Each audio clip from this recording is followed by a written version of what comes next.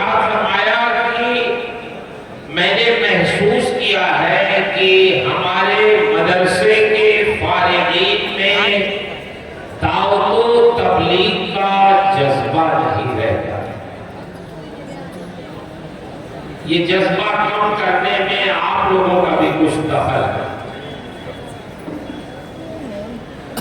ایک دخل یہ ہے کہ اب یہ بچے جب اسٹیج پہ دیکھتے ہیں کہ ایک دو تقریریں ہم لوگ یاد کر کے مقرر بن جاتے ہیں اور خوب کمانے لگتے ہیں، شاید ایک دو نعت پڑھ کے ایک نشست میں ہزاروں روپے کما لیتا ہے، تو پڑھنے لکھنے سے فائدہ کیا ہے؟ نعت یاد کر لو، تقریر یاد کر لو، انعام سری کا فن حاصل کر لو، چلو ابھی اسٹیج پہ بلا ہو جائے، کہیں کسی مسجد میں امام بنیں گے تو مقتدی لوگ ہر دم کھڑے دیکھیں گے کہ بھی امام صاحب نہیں آئے، ابھی امام صاحب نہیں آئے۔ مدرسے میں پڑھائیں گے تو ٹائم دینا پڑے گا، نعت یاد کر لو، انعام سری کا فن حاصل کر لو اور تقریر یاد کر لو، کام کرو، کام ہو گیا۔ کیا کر لیں؟ یہ بھی کمی آئی ہے، گراوٹ آئی ہے، یہ محنت نہیں کرتے۔ ہم تو مدرس صاحب دیکھ رہے ہیں، ایک طالب علم اس کو بہت دن تک دھوکہ دے گا۔ جب اس سے پوچھو کل کہاں تھے تو کہے سو گیا۔ میں نے کہا یار سو گئے، جب پوچھو تم سے سو گئے کرتے کیا ہو رات میں تو آئی مائی ادھر ادھر کرتے۔ ایک دن میں جلسے میں گیا تو دیکھا کہ وہ نعت شریف پڑھ رہا اور نوٹ بک کما رہا۔ اچھا اب یہ پکڑایا، یہ رات بھر جلسہ کرتا ہے اور مجھ سے کہتا ہے۔ میں نے کہا جب تم رات بھر جلسہ کرو گے تو سبق کیسے سناؤ گے؟ میں نے کہا تم تو اتنے دن تک مجھ کو تم نے بتایا بھی نہیں کہ پروگرام کرتے ہو، تو آج تم پکڑا گئے۔ تو ہوا یہ کہ اچھا خاصا وہ لڑکا تھا پڑھنے میں، لیکن سال بھر جاتے جاتے وہ فیل ہو گیا۔ وہ سوچا کہ یہ پڑھنے لکھنے میں کوئی خاص فائدہ، نعت پڑھیں گے ویسے ہی چلتے ساتھ۔ ہمارے یہاں ہم لوگ تکلف میں زیادہ رہتے ہیں اور اپنی شخصیت کے چکر میں زیادہ رہتے ہیں۔ مجھے خوشی ہوتی ہے جب میں پیر طریقہ حضرت سید اویس میاں صاحب قدس اللہ العالی کو دیکھتا ہوں کہ ان میں تکلف نہیں۔ اتنے سارے لوگ سلام کر رہے ہیں، پیسہ دے رہے ہیں۔ صدر الشریعہ علیہ الرحمہ جیسے لگتا تھا ان کو کہ ہندوستان دو حصوں میں منقسم ہوگا، تو انہوں نے اپنے دو شاگرد بہت اچھے، ویسے تو ان کے سارے شاگرد آفتاب و مہارات تھے علم میں، لیکن دو شاگرد بڑے اچھے تھے، ان سے کام بہت ہوا مذہب اہل سنت۔ ہندوستان میں حافظ ملت اور پاکستان میں محدث سردار، جیسے حافظ ملت ہندوستان میں بافیض ہیں، ان کے ہزاروں شاگرد، ایسے ہی پاکستان میں فیصل آباد میں محدث سردار احمد صاحب تھے، ان کا فیض بھی بہت عام ہوا، بہت بڑے محدث تھے۔ ایک شخص ان کے وہاں آیا، کہا حضور میلاد شریف ہے، وہ دیہات کا رہنے والا ہے۔ حضرت نے کہا کہاں؟ اس نے اپنا پتہ بتایا، کہا ٹھیک ہے کس دن ہے، نوٹ کر لیا۔ اور جب وہ دن آیا تو حضرت نے اپنے ایک شاگرد سے کہا کہ چلو فلاں جگہ میلاد شریف ہے، وہاں چلنا، لے کے گئے۔ جب اس کے گھر گئے وہ غریب آدمی تھا بیچارہ، خوش ہو گیا، مولوی صاحب آئے، مولوی صاحب آئے۔ اس نے اندر سے لا کے بوریا بچھایا اور کہا مولوی صاحب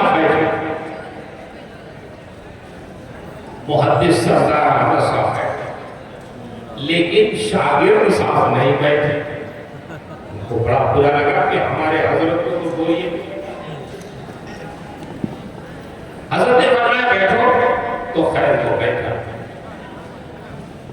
وہ شخص جو جس نے دعوت دی تھی بڑا خوش ہوا.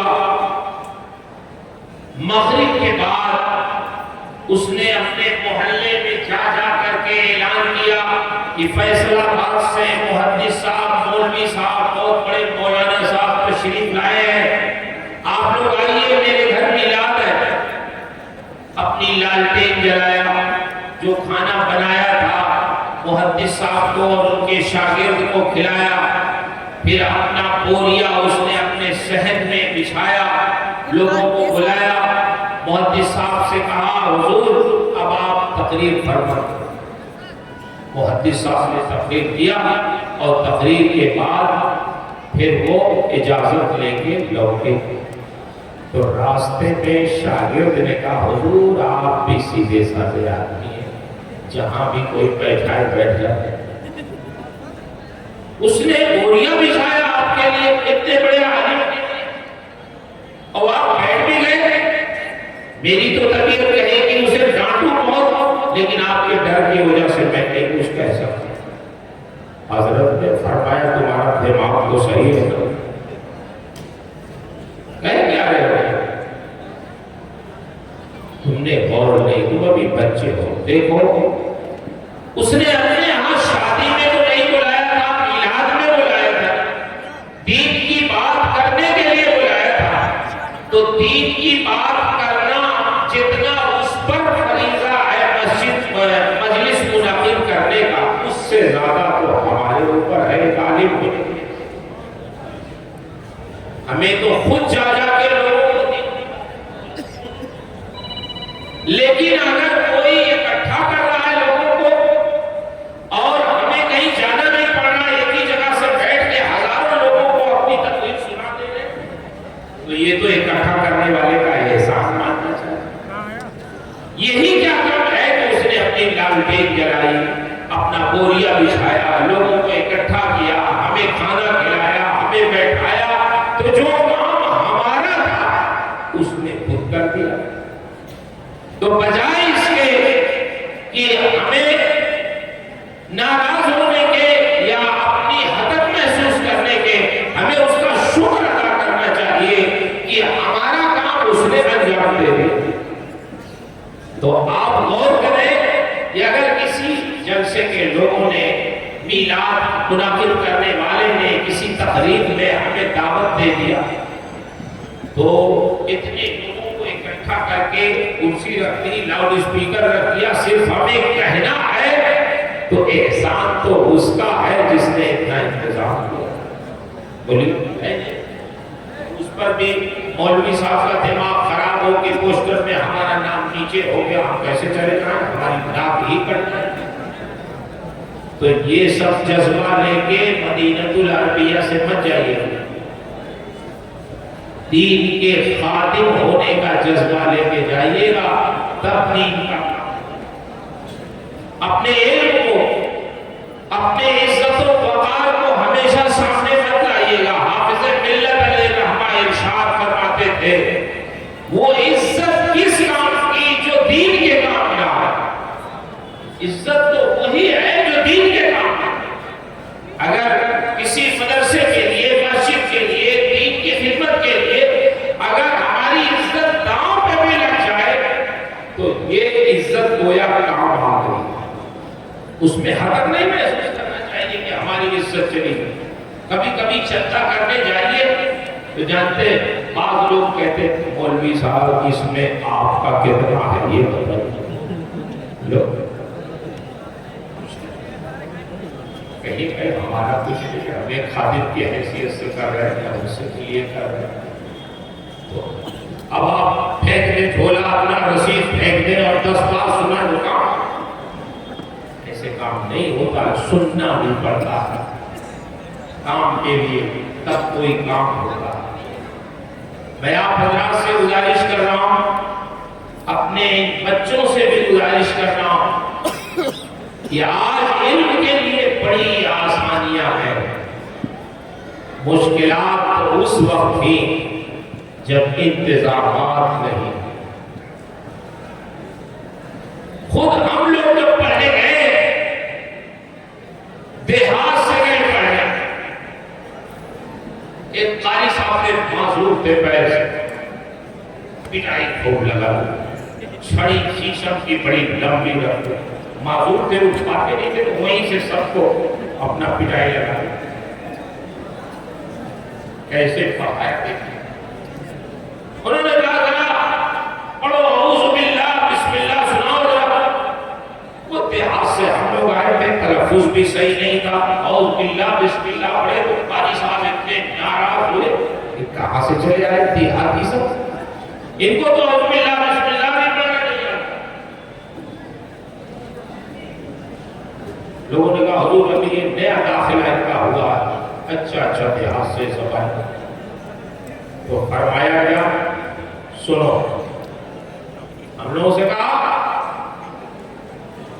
100 مرتبہ اعوذ باللہ اعوذ باللہ اعوذ باللہ اعوذ باللہ 100 مرتبہ رٹو جا کے چھت پہ, گرمی کا زمانہ, مغرب بعد بیٹھ کے پھر 100 مرتبہ من الشیطان من الشیطان من الشیطان, پھر 100 مرتبہ اعوذ باللہ من الشیطان ملا کے, پھر نرجیم 100 مرتبہ, پھر 100 مرتبہ اعوذ باللہ من الشیطان الرجیم. آج کا سبق یہی ہے, 100 مرتبہ پڑھ کے یاد کر کے کل اعوذ باللہ صحیح ہونا چاہیے, یہ ورنہ یہ ہماری چھڑی دے.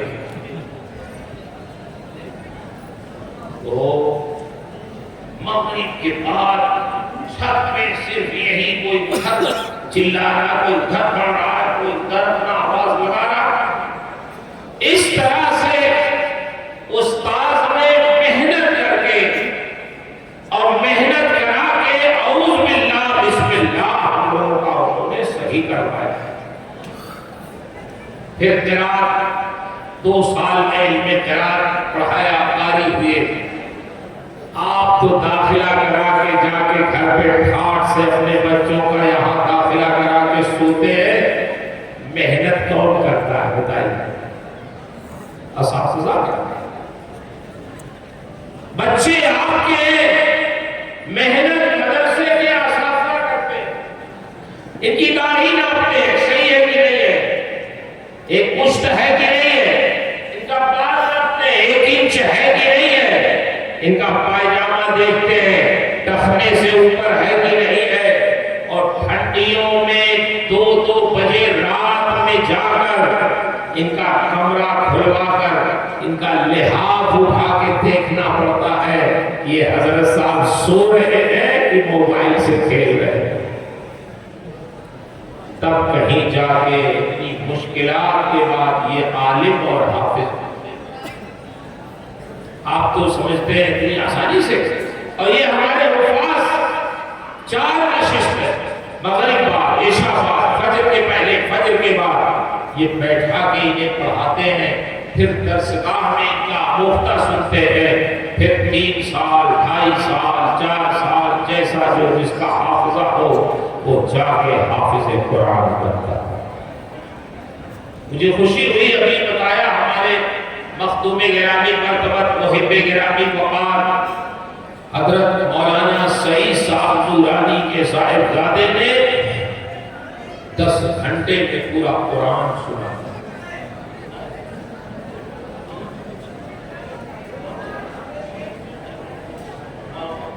سنایا معمولی بات ہے, یہ قرآن اتنا مشکل تھا, اتنا مشکل تھا, یہ اللہ نے ارشاد فرمایا لو انزلنا هذا القرآن على جبل لرأيته خاشعا متصدعا من خشية الله.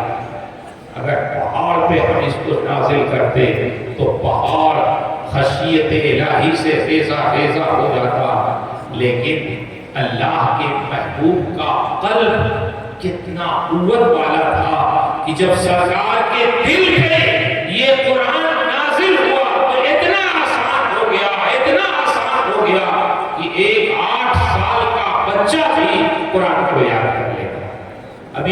الہ آباد پھولپور گیا تھا، وہاں دیکھا اتنا بڑا بچہ 8 سال کا، میں نے پوچھا کیسا تھا؟ 8 سال، اس نے ایک نشست میں پورا قرآن، 8 سال کے ایک بچے نے قرآن نے خود کہا لقد یسرنا القرآن للذکر فہل من مدکر، اللہ فرماتا ہم نے قرآن کو تو آسان کر دیا، کوئی ہے یاد کرنے؟ بڑی مشکل سے یہ قرآن کو اکٹھا ہوا، آج قرآن چھپا ہوا ہے حافظوں کے سینے میں، جانتے ہیں حضرت ابو بکر کے زمانے میں جب سرکار کا وصال ہوا تو اس کے بعد ایک جنگ ہوئی، جنگ یمامہ، اس میں سینکڑوں حفاظ صحابہ شہید ہو گئے۔ حضرت عمر نے حضرت ابو بکر سے فرمایا امیر المومنین اب قرآن کو مرتب کروائیے، اکٹھا کروائیے، ورنہ یہ حفاظ اگر شہید ہو جائیں گے پھر قرآن کا کیا ہوگا؟ اتنے سارے حفاظ ایک جنگ میں شہید ہو گئے، میری رائے ہے قرآن کو اب مرتب کر کے اس کو اکٹھا کریں، جمع۔ ابھی تک اس طرح کام نہیں ہوا۔ حضرت ابو بکر رضی اللہ تعالیٰ عنہ نے ارشاد فرمایا مگر عمر یہ وہ کام ہے جو رسول اللہ کے زمانے میں نہیں ہوا تو میں کیسے کر سکتا ہوں؟ آپ نے ارشاد فرمایا حضرت عمر نے مگر کام تو اچھا ہے، کام تو بہتر ہے، اگرچہ نہیں ہوا، آپ کریے۔ تو حضرت ابو بکر تیار ہوئے۔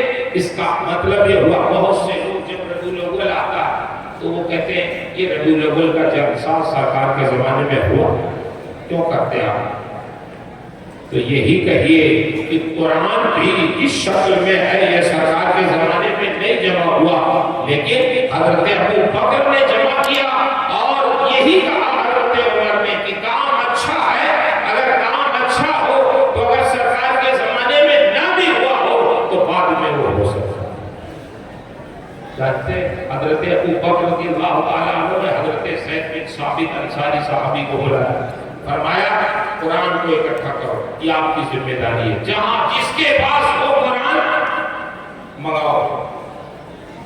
تو حضرت زید فرماتے ہیں کہ اگر حضرت ابو بکر مجھ سے یہ کہتے کہ یہ قرآن یہ پہاڑ یہاں سے یہاں کر دو تو وہ آسان تھا قرآن کے اکٹھا کرنے سے، لیکن اللہ کی توفیق سے میں نے یہ کام شروع کیا تو اللہ کا فضل ہے کہ یہ کام مکمل ہے۔